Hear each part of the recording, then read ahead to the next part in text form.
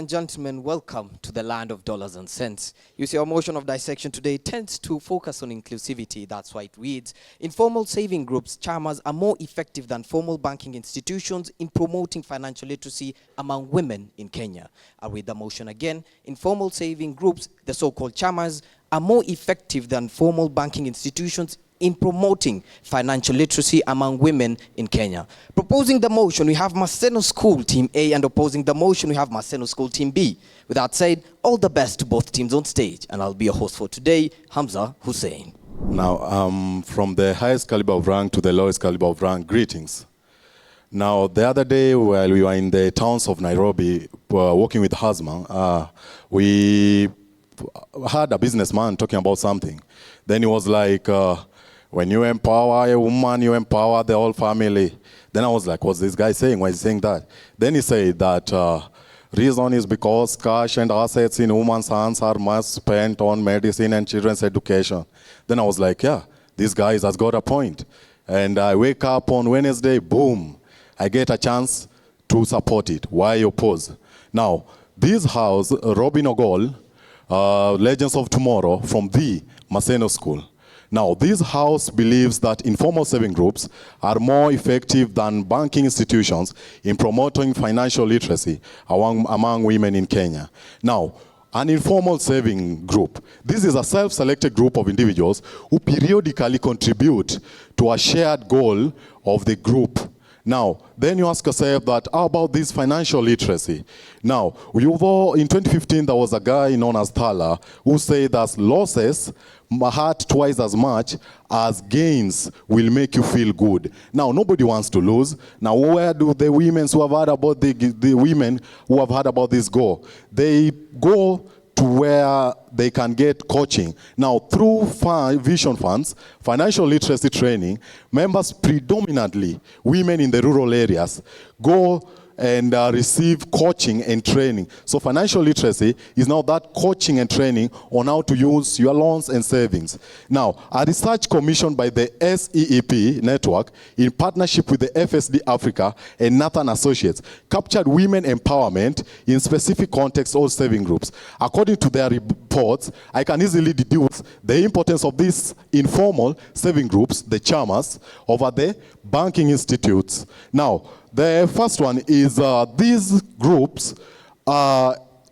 create, how do they empower women? Now, they create self-confidence in the women that result to strengthening of home finances, just as the businessman said.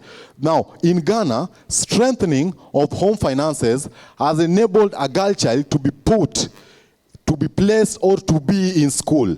Now, in the last years, it has grown by 50% of a girl child education.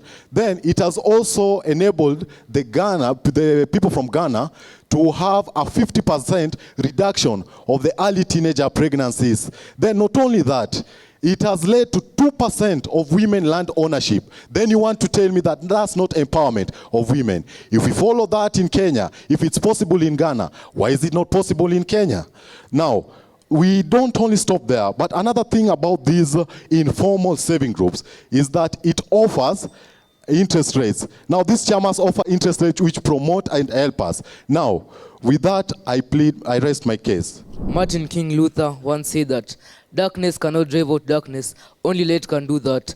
So I'd like you to join me in the light in opposition of the motion stating that informal banking institutions are more effective than formal banking institutions in promoting literacy among women in Kenya. I'm your one and only, Lawrence from the Maseno School, Team B. Thank you. First and foremost, banks typically offer structural and financial literacy amongst women that educate their clients on various aspects of financial literacy, on how to manage personal finances, including budgeting, saving, investing, and managing debt. What happens in women chamas when they go to their meetings? After offering their contributions, their monthly or weekly contributions, they sit down for a cup of tea and then go around gossiping in the latest news in town. Whose son has gone to study as a doctor in India and whose daughter recently got married. What about banking institutions? They offer your mother or any other client, they offer them the financial literacy education on how to manage their funds. Also, banking institutions offer saving accounts to children. For example, the cooperative bank's Jumbo account, which enables the children in the society to be integrated into saving and managing their personal finances early in life. What about the informal saving groups, chamas? They only offer this service to women. With those few remarks, I hope to rest my case. Thank you. Ladies and gentlemen, before I start, allow me to go back to Hillary Clinton, former US Secretary of State. She said, microfinance and saving groups have empowered women around the world to become leaders in their communities, start businesses, and improve the lives of their families. Allow me read the motion again.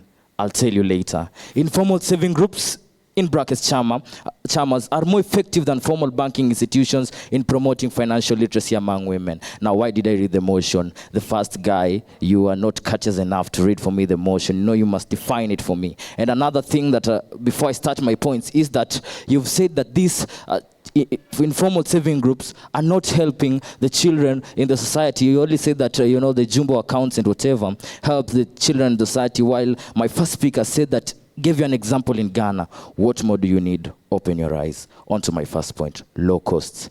Informal saving groups have low costs compared to banks. Typically, banks measure on the profits they make, not on the impact on the client. So you cannot tell me that Judge Francina here will go to a bank and will be taught, no, they'll only be expecting her money, nothing else. But what in informal saving groups? Remember, informal saving groups are in the locality.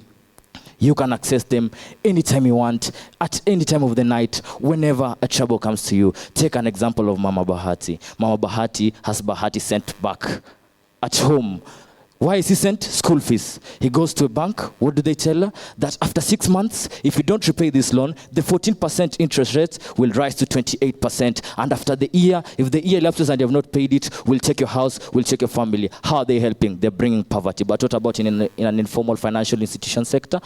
In fact, some of them have very low rates or none.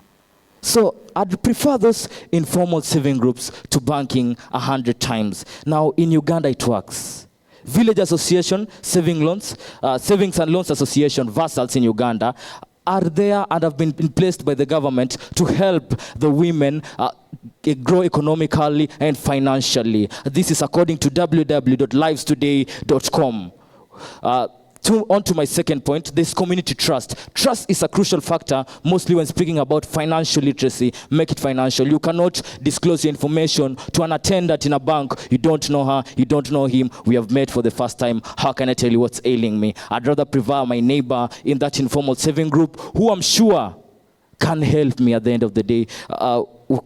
When I look at these banks, they normally employ experts who use ambiguous words. Remember, in some way, the women are illiterate. They want to be literate, and they're using ambiguous words. How will they gain the knowledge? How will they get it at the end of the day? Lastly, education. Members share experiences and encounters in these groups. Peer teaching is embraced.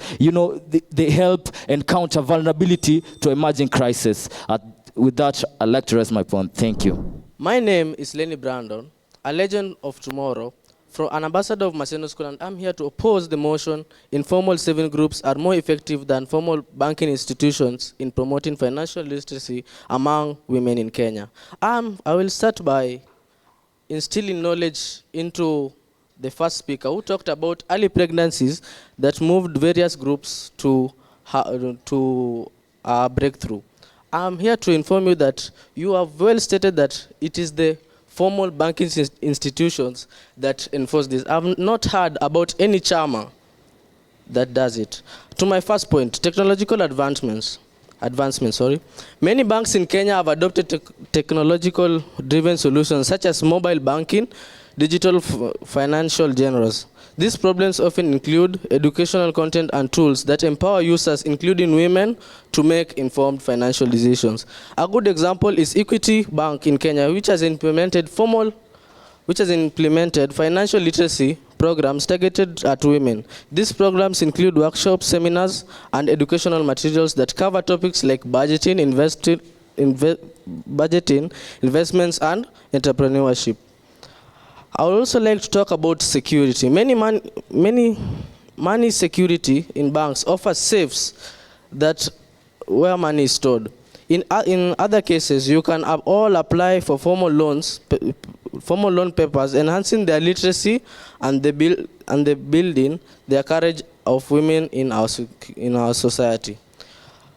And I also want to inform the second speaker that social functions during the COVID-19 period put to a standstill such gatherings. And during this period, the better solution was through online formal institutions that were available only through your phone. And I would like to finish my presentation by quoting a quote from Warren Buffett, who said, risks comes from not knowing what you are doing. And with that, I rest my case. That you gave me to propose the motion that says informal solving groups, in bracket chamas, are more effective than formal banking institutions in promoting financial literacy among women in Kenya. Number one, a point spoken out by the second speaker of the opposing group. He talked about the financial institutions on how they're empowering the lady outside there. How can you only focus on yourself? You also focus on other people outside there. You also have to focus on the children outside there who want to study, who want to also be given financial development, like the Elimu scholarships that are being given outside there. But you only talked about yourself, on how to develop yourself.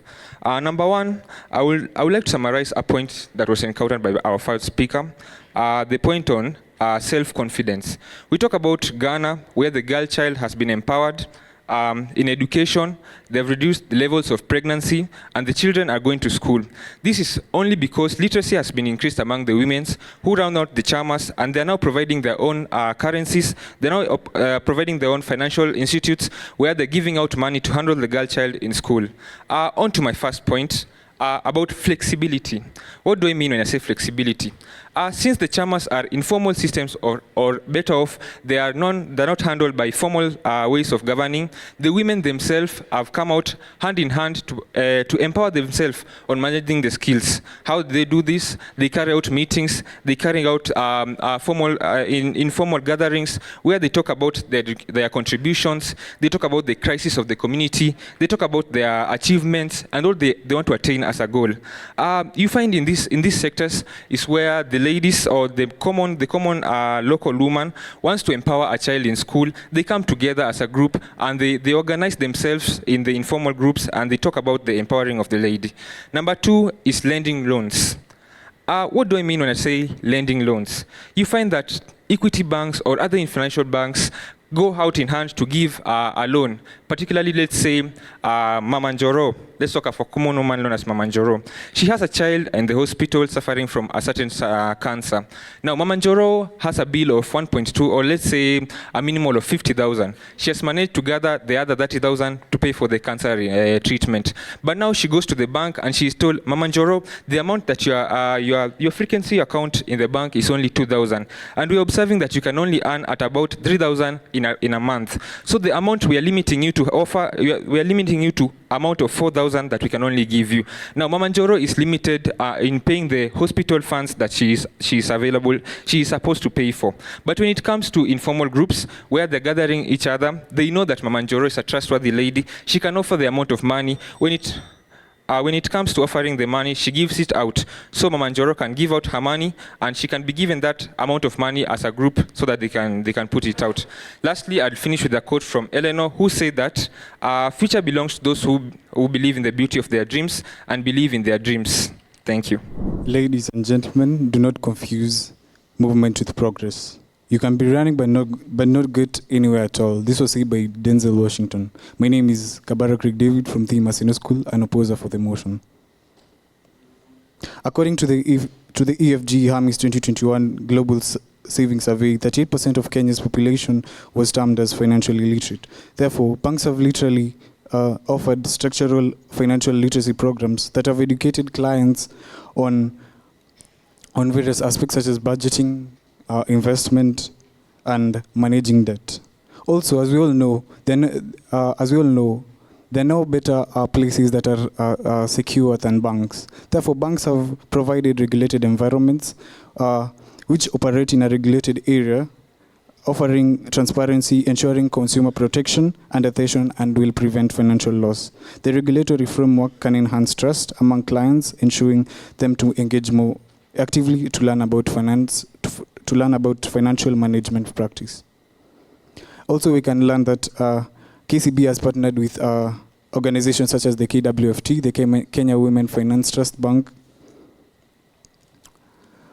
which to teach women in rural and underdeveloped areas with financial education and support.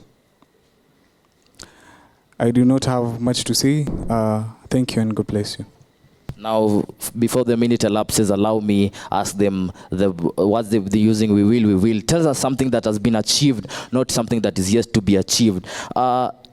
The second speaker, if I'm not wrong, said something that he did not get anything on the pregnancies, while the first speaker spoke on the SEP networks in Ghana. So please make sure you're listening next time is high. And I would also like to say that I would also like to tell you that if you give a woman a fish for a day, they'll fight over with the family. But if you teach the woman to fish for a lifetime, at the end of the day, the family will benefit. And that brings us that these women are here. When we empower them, they help the communities, not only them. And that's why we're speaking of pregnancies. The informal saving groups are more accessible compared to banks. For banks, long procedures. How should I tell them that I'm illiterate? I need to be taught. Thank you very much. Now, deception can occur in informal saving groups. When the treasurer notices that the amount accumulated is enough to turn her tail, what happens? Mama Bahati comes to the next meeting crying, saying that her funds under the mattress were stolen. What can you do? You can't doubt her. Why? She's a treasurer. You chose her through your democracy. Also, Mama Jorena Chama cannot be given an excess due to just to help her needs, because all the members of the group depend on the funds that they have contributed as the members.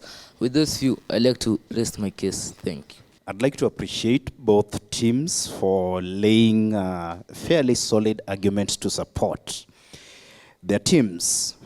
Now, I'm going to talk to the individuals. The motion reads, informal saving groups, chamas, are more effective than formal banking institutions in promoting financial literacy among women in Kenya. Robin, you began with a very good, relevant anecdote that gave you a score for style and presentation. Then there are a few things that you mentioned that I'd like to just clarify for purposes of bettering your best. You gave us several points to support your argument. However, it's important for you to give clear sources to your information. Like when you mention according to SEB or something like that, you need to expound more on what that is. You spoke about Ghana with 50% reduction in early teenage pregnancy. The source was missing. Somebody will accuse you of cooking that. So it's important for you to come out clearly. Craig David, the one and only, is a big name. Craig David, also, when you say EMG group, what is this group? What does EMG stand for? You know, that bit is really, really important. And then when you talk about consumer protection, give us evidence to support this argument. Then Craig David, too much reading, and that affects your passion and conviction. It affects your style and presentation. And then you also need to utilize your time well. You spent about 1 minute and 30 seconds when we have a whooping 3 minutes. So again, it's important for you to research so that you come to the stage well armed with facts to give your speakers. It is a learning experience. Thank you.